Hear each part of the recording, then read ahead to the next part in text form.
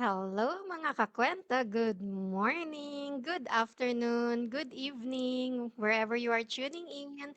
To those who are watching or will watch the replay later, thank you, thank you, thank you.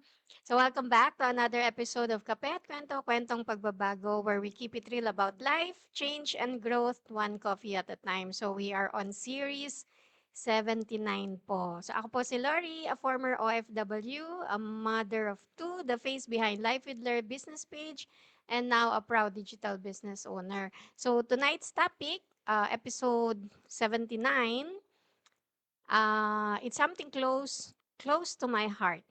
Dream bigger, expanding your vision beyond limits. So, but my title is When Dreams Outgrow Your Comfort Zone. So, it's the same din yan. Minsan tayo mismo, yung naglalagay ng limit sa sarili natin na pangarap. 'Di ba? Yung parang nililimit natin yung dreams natin. We think small because we're afraid to fail. And because we've been told, okay na yan. But deep inside, we know we're meant for more.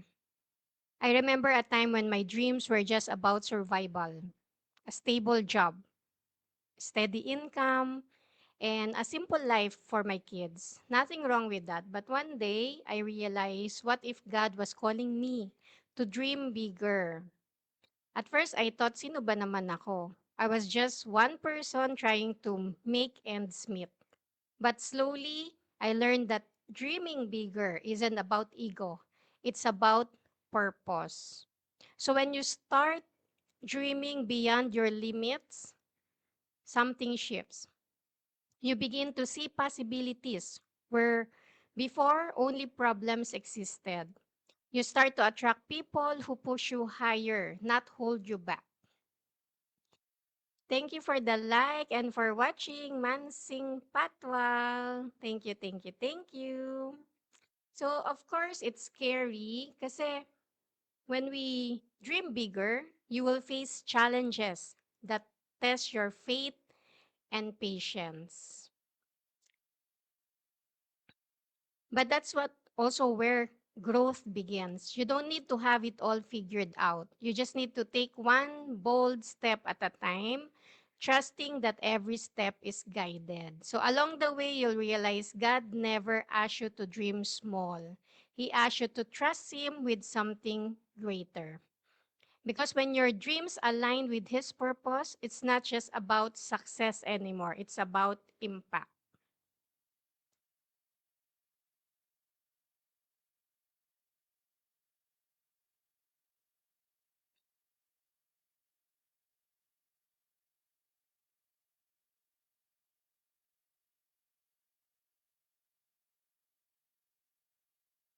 So tonight, I want to leave you with this message.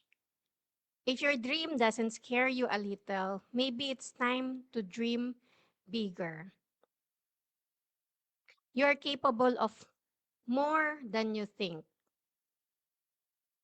and your life can be the inspiration someone else needs to believe again.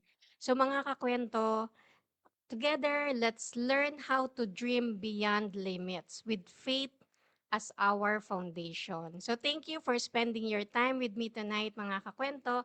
Let's continue to open our hearts to new possibilities, open our minds to new ways of earning, and open our lives to true freedom. So see you again on my next episode of Kape at Kwento, Kwentong Pagbabago. Bring your coffee.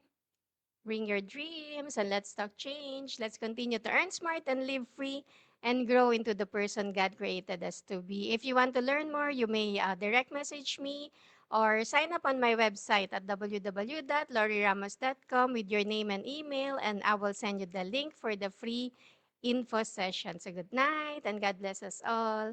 Bye.